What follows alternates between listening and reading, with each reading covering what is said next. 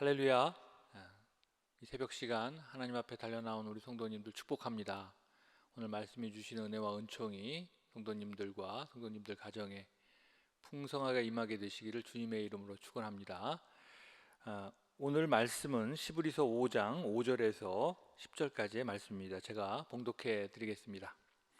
또한 이와 같이 그리스도께서 대제사장 되심도 스스로 영광을 취하심이 아니요 오직 말씀하신 이가 그에게 이르시되 너는 내 아들이라 내가 오늘 너를 낳았다 하셨고, 또한 이와 같이 다른 데서 말씀하시되 내가 영원히 멜기세덱의 반차를 따르는 제사장이라 하셨으니 그는 육체에 계실 때에 자기를 죽음에서 능히 구원하실 이에게 심한 통곡과 눈물로 간구와 소원을 올렸고 그의 경건하심으로 말미암아 들으심을 얻었느니라.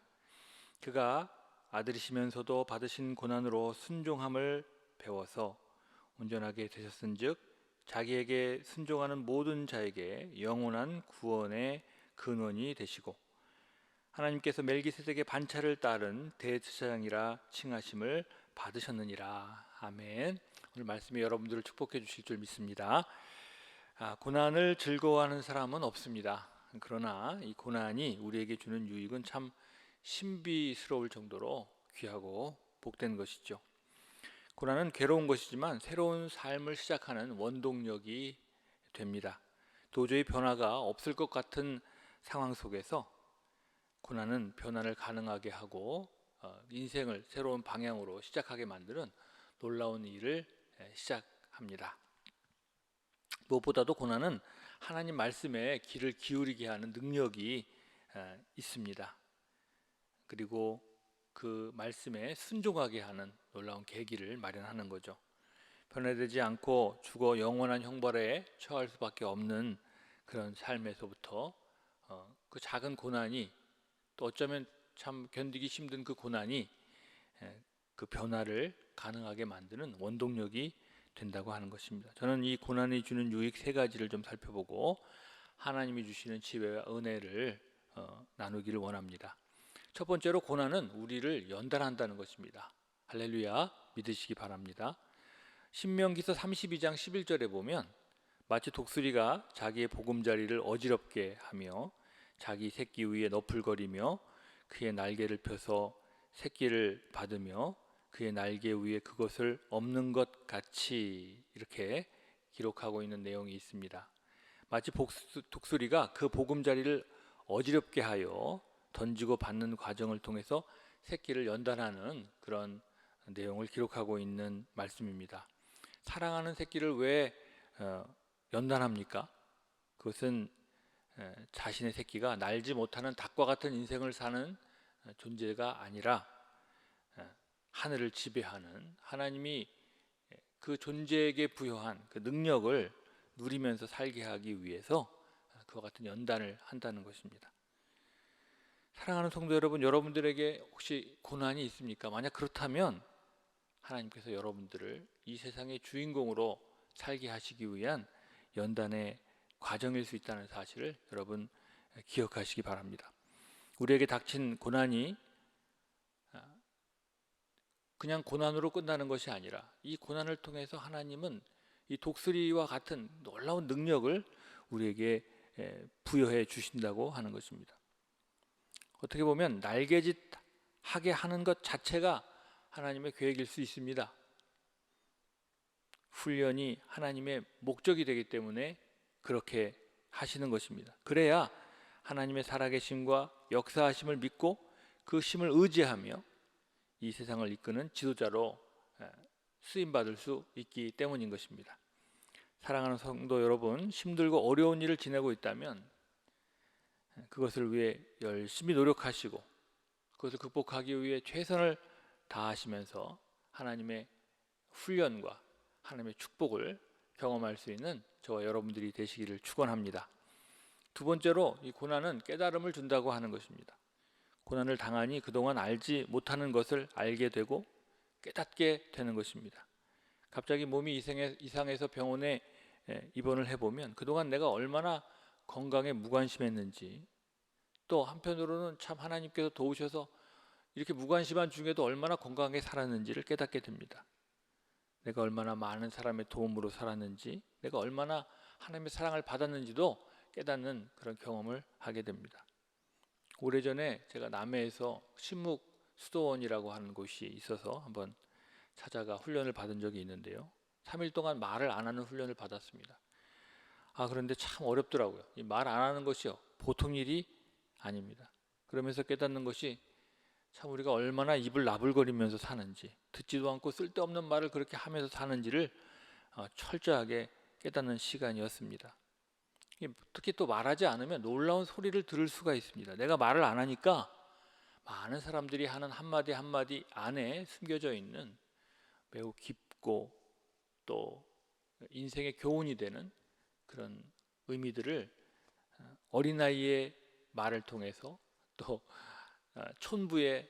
늙은 촌부의 말을 통해서 깨닫게 되더라 하는 것이죠. 그뿐만이 아닙니다. 세상에서 하나님께서 만들어 놓은 그런 모든 자연 속에서 산들바람을 통해 말씀하시는 하나님의 음성, 또 나비가 나풀거리는 그 모습 속에서 하나님이 우리에게 주시는 계획, 이런 것들을 볼 수 있는 그런 귀중한 경험을 말을 하지 않음으로써 하게 됐던 때를 기억합니다.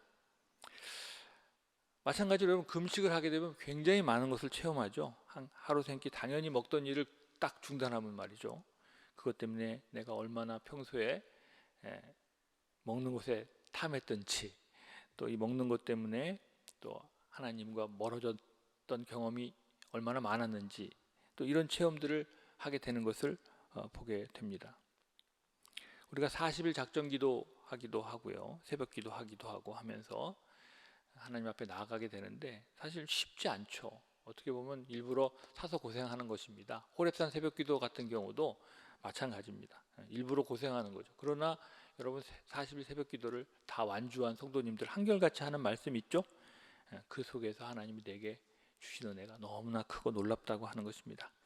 그러므로 우리 일상 광림교회 성도 여러분, 지금 사순절 기간을 보내고 있고 다음 주부터는 우리가 이제 고난 주간에 들어가게 됩니다. 이 기간 하나님과 약속하시고 그동안 우리가 아무렇지도 않게 해왔던 그런 일들 한번 잘 정리해 보시고, 또 좀 금식하고 또 끊는, 중단하는 그런 삶을 통해서 하나님만 바라보는 그런 시간들을 우리가 삶 속에서 마련해서 그 삶이 주는 그런 축복을 누리시는 저와 여러분들이 되시기를 주님의 이름으로 축원합니다. 마지막으로 이 고난이 주는 정말 축복이 있는데 그건 순종하게 한다는 것입니다. 오늘 본문 말씀 시브리서 5장 8절에서 9절 말씀은 이렇게 기록하고 있죠. 그가 아들이시라도 받으신 고난으로 순종함을 배워서 온전하게 되었은즉 즉 자기를 순종하는 모든 자에게 영원한 구원의 근원이 되시고, 이렇게 기록하고 있습니다. 고난은 순종을 가르치고 주님도 그것을 통해 배우셨다고 하는 것입니다. 고난을 받게 되면 순종할 수 있는 삶으로 나아가게 된다, 이런 말씀을 가르쳐주고 있는 거죠. 성경은 이 고난을 통해서 놀랍도록 쓰임받은 많은 사람들의 이야기를 기록하고 있습니다. 대표적으로 구약에서는 모세고 신약에서는 사도 바울이라고 말씀드릴 수 있을 것 같아요. 이들 역시 연단을 받았고 깨달음을 얻어서 하나님으로부터 크게 쓰임을 받은 사람입니다. 여러분, 모세 같은 경우는 이집트 궁정에서 하나님께서 인도해 주셔서 거기서 교육도 받고 여러 가지 능력을 얻게 되었을 것 같지만, 사실 모세가 하나님으로부터 크게 쓰임 받을 수 있었던 것은 40년 동안 광야에서 고난을 받았기 때문이에요. 그렇기 때문에 하나님 말씀에 민감하게 순종할 수 있는 사람으로 변화받을 수 있게 되었다고 하는 것입니다. 사도 바울도 마찬가지죠. 담메색 도상에서 하나님께서 그를 치심으로 말미암아 눈이 멀고 또 아주 그냥 그렇게 활달하게 능력 있게 활동하던 사람이 아무것도 못하는 사람이 됨으로 말미암아 하나님 바라볼 수 있는 기회를 얻게 되었던 것입니다. 성경에 나오는 위대한 사람의 삶, 거기에는 반드시 고난이 있었고 그 고난을 통해서 순종을 깨우치게 된 것입니다. 우리가 하나님의 말씀 가운데 살면서도 얼마나 순종하는지 살펴볼 필요가 있어요. 그냥 하나님의 말씀을 내가 원하고 바라는 것을 이루는 그런 어떤 도구로 사용하려고만 들지, 그 말씀 자체에 순종하려고 하는 모습들이 우리에게 부족할 때가 얼마나 많은지 모릅니다. 사랑하는 성도 여러분, 성경의 위대한 믿음의 조상들도 고난을 통해서 순종을 배우고 순종을 통해서 능력 있게 일했던 것처럼 우리 성도님도 그와 같이 순종의 축복을 누리시는 저와 여러분들이 되시기를 축원합니다. 이제 말씀을 맺겠습니다. 우리 성도 여러분, 고난이 있습니까? 열심히 연단 받으시기를 축원합니다. 그 고난 속에서 안 보이는 것이 보이게 되면 깨닫게 하신 하나님께 감사로 나아가시길 바랍니다. 그리고 결코 잊지 말아야 될 것은 순종하는 것입니다. 그 하나님이 우리에게 가르쳐 주신 이 연단을 통해서 하나님 앞에 순종할 자리를 마련하세요. 그러면 그것에 놀라운 일이 벌어지게 됩니다. 출애굽기 39장 40장을 보면 매우 인상적인 표현이 16번이나 반복됩니다. 그게 무엇이냐면 여호와께서 모세에게 명하신 대로 모세가 행하였더라, 이런 말씀입니다. 이 얘기를 16번이나 반복하는 것입니다. 여호와께서 모세에게 명하신 대로 행하였더라. 이게 바로 모세가 이스라엘 백성을 이집트에서, 그 당시 세계 최강대국이라고 하는 이집트에서 구원해 낼 수 있었던 능력이었다고 하는 것입니다. 오늘 이 말씀을 의지하시길 축원합니다. 이 말씀을 의지하게 될 때 여러분들이 도저히 해결되지 못할 것 같은 그 상황, 그 문제를 하나님이 풀어주시는 그런 경험을 통해서 여러분 인생이 승리하게 될 줄 믿습니다. 기도하겠습니다. 우리 하나님 감사합니다. 주일 새벽제단에 달려나와 예배하게 하시고 하나님 향해 기도하게 하시니 감사합니다. 이 기도의 자리가 하나님과 만나는 거룩한 자리가 되게 해 주옵시고 성령이 말씀하시는 그런 성전 되게 하여 주시옵소서. 어리석어서 홀로 방황하는 자가 되지 않게 하시고 하나님께 매여 하나님께 붙들려 성령 안에 사는 그런 거룩한 백성들이 되게 하여 주시옵소서. 오늘 이 기도의 시간이 우리의 죄를 깨닫는 자리가 되기를 원합니다. 하나님 앞에 온전하지 못한 삶을 발견하는 자리가 되게 하옵시고 주님이 그렇게 알려주시려고 했던 진리를 깨닫는 시간 되게 하여 주시옵소서.